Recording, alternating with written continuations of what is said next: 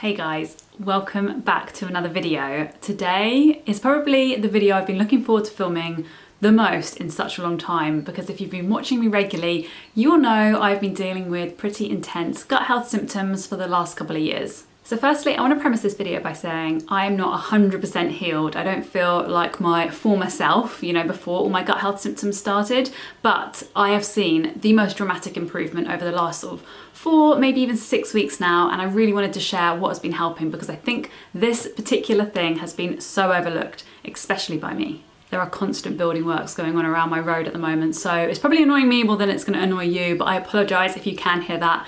This is the only time I have to film though.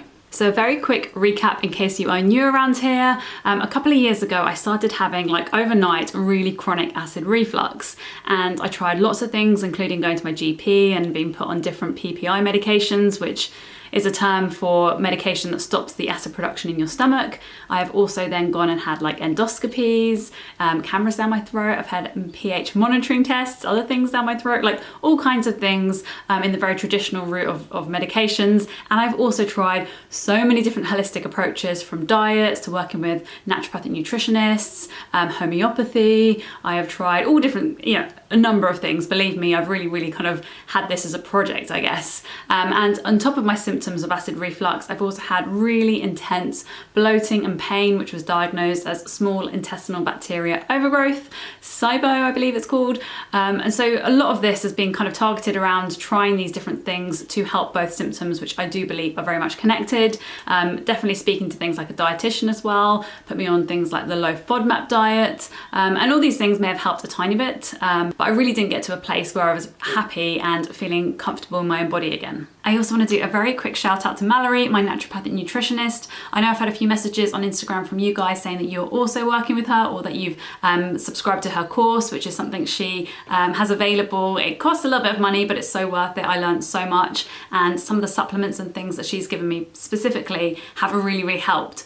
But unfortunately, as I said, it never really completely got rid of everything, and this is after a year of doing these things that she suggested. So I found that it was probably time to kind of think my action plan, if you like, and delve into some of these other things that were kind of coming up from doing lots of research. And what I'm about to delve into this video, I had heard of in some degree before, and I definitely was aware of it, but actually understanding how this is all kind of slotting together has been fascinating and really changed how I feel about my health, and also the symptoms of my acid reflux in particular have really subsided. And so whilst, being mindful about food, getting lots of testing, actually even getting a diagnosis for your symptoms can be so helpful and a really great step forward, sometimes they're just not enough, and that was definitely my experience. In fact, actually, at the end of last year, I actually had a GI stool map test, which I was so excited about. It was so expensive, guys. I think it cost me around £350, which is a lot of money, especially around Christmas.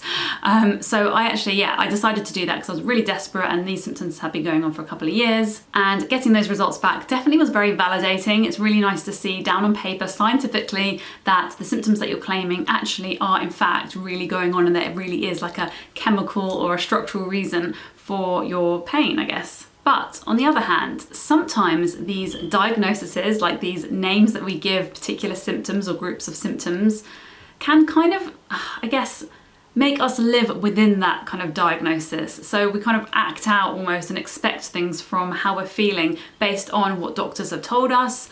For example, if you have chronic acid reflux, lots of the times when I spoke to the doctors and the gastroenterologists, they really kind of said, there isn't really a cure for this, or we don't really know why this is happening to you, and we can't really see in your tests exactly what we would need to give you or to do to relieve these symptoms, which actually is really disheartening and quite scary, and something that I've had many experiences of in the past, even with my skin, for example. When I was breaking out with acne, I remember a doctor said, if there was a cure for acne, I'd be a very rich man.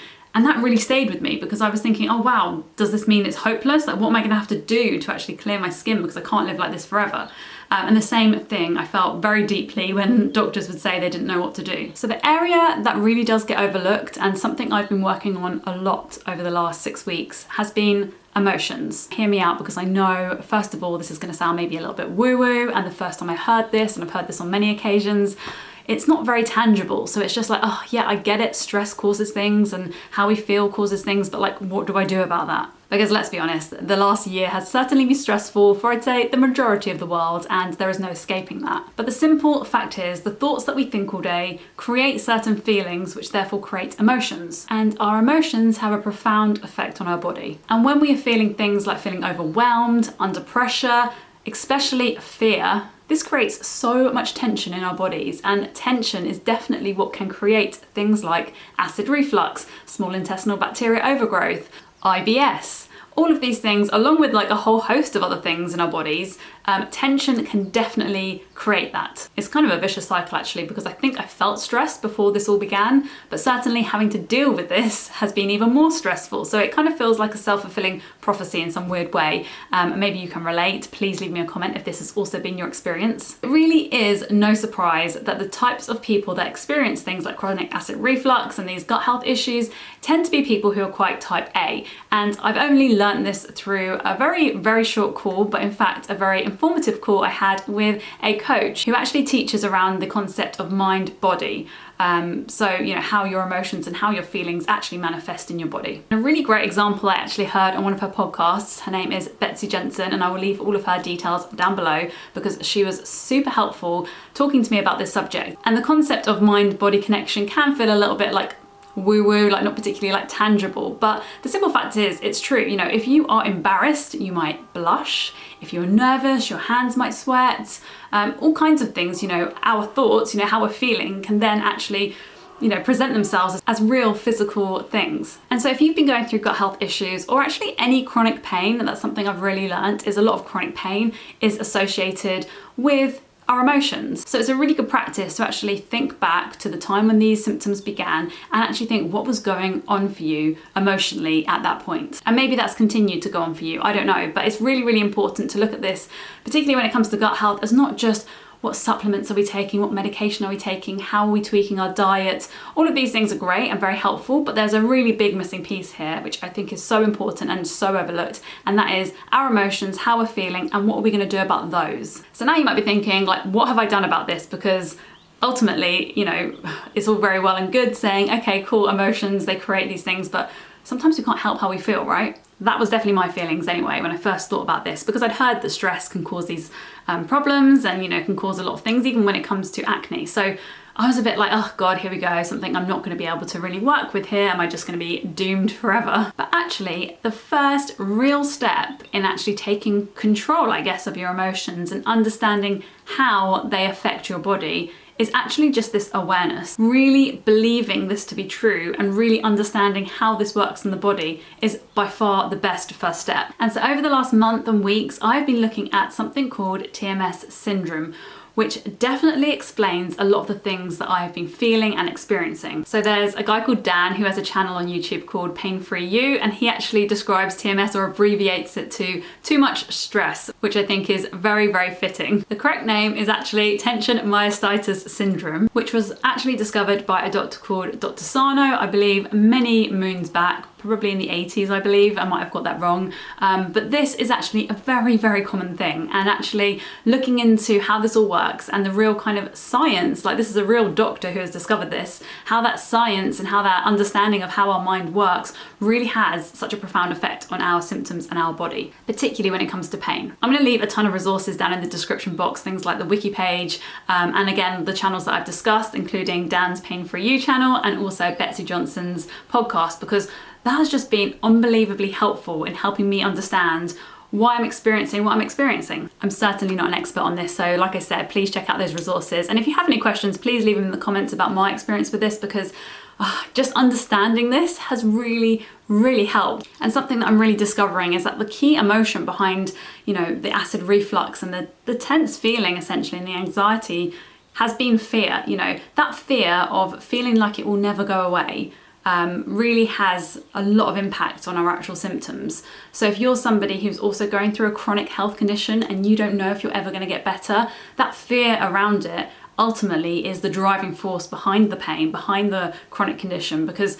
without believing that you're going to be okay, and without understanding that your body can relax around this, it's really, really hard to get better. It's really, really hard to heal. And I also want to say, by no means is this syndrome saying that what you're experiencing is in your head, because lots of the time people with chronic pain, whether it be back pain, whether it be, gut health issues, gut pain, those things that you're seeing, like mild gastritis in your reports, or I've been told, I've got small intestinal bacteria overgrowth. I believe all those things are true, but I also believe that probably hundreds of thousands of people also have these conditions and probably aren't experiencing it in the way that I am. So it's just really kind of rewriting the script, so to speak, like rethinking about what this means for you. You don't have to see gut health issues like your SIBO, like your acid reflux, your IBS. You don't have to see these as all-encompassing. They don't have to be your life's work, your life project. I don't know if you can relate, but certainly for me, even when I had acne, it would be all I could think about. It would be, every single thing that I did would be around this condition. And that just kind of fuels it. Essentially what I'm saying is giving something so much attention and so much power and control over you, like I've been doing for such a long time, ultimately is the driving force behind the condition. Thoughts around, will I ever get better? Is this me forever? How am I going to survive with this? All of these questions, if they're constantly going around in your head, particularly when you try something and it doesn't work, right? I mean, I have tried so many things for my gut health and none of them have been that successful. And so that then just perpetuates this concept of I'm not going to get better. So I know that this is sounding all a bit, woo-woo, but I just want to put this video out there because it has certainly helped me just understanding that in fact my symptoms aren't actually something I need to worry about, and in fact actually worrying about them is doing the absolute adverse effect. It's actually making them worse. So easier said than done, right? So here I'm going to share with you some things that I've been doing over the last month to really help this kind of transition away from feeling scared, feeling like I'm never going to heal, to actually get into a place where some days I have not even noticed my symptoms. And I honestly can't believe I'm even saying that, because that felt like an impossible thing about 3 months ago. The even crazier thing is the times where it's actually felt bad over the last 6 weeks have been times where I've basically been giving it attention. I might be sort of, going for a run, and all of a sudden I think, oh my gosh, I haven't felt my burnt throat and my acid reflux for a little while. And then, surprise, surprise, the sensation comes back. Or if I'm going through something particularly stressful, which has happened quite a lot with work over the last month, sometimes I feel very tense, and I'm, to be honest, I feel like that quite a lot of the day at the moment. But, I really have to be feeling real kind of anxiety and tension and stress, which then kind of triggers those symptoms again, and I have to kind of rein myself back in, so to speak. So I realise this video is super long and chatty, and I really hope this is helping, but I do want to give you some actual practical things that I've been doing that have really helped, and I hope that they'll help you too. The first thing that I have been doing is something called like a burn journal. I think Betsy Jensen describes it as that, which is basically where you spend 10 to 15 minutes a day sitting down with a journal, pen and paper, and timing yourself. And now what you're going to get down on paper here at first is honestly just going to be anything on your mind, and you really don't want to hold back. You don't want to be kind of doing an edited version of what's going on in your brain. You want to put down all the crazy thoughts that are going on inside your head, even if you don't really believe them. I mean, I think Betsy uses an example of writing down, when she's really stressed out with her kids and they've upset her, she might write, I wish I'd never had kids. And she doesn't really believe that, but that's a thought that has come up for her. So that's the sort of thing that you would write down in this journal.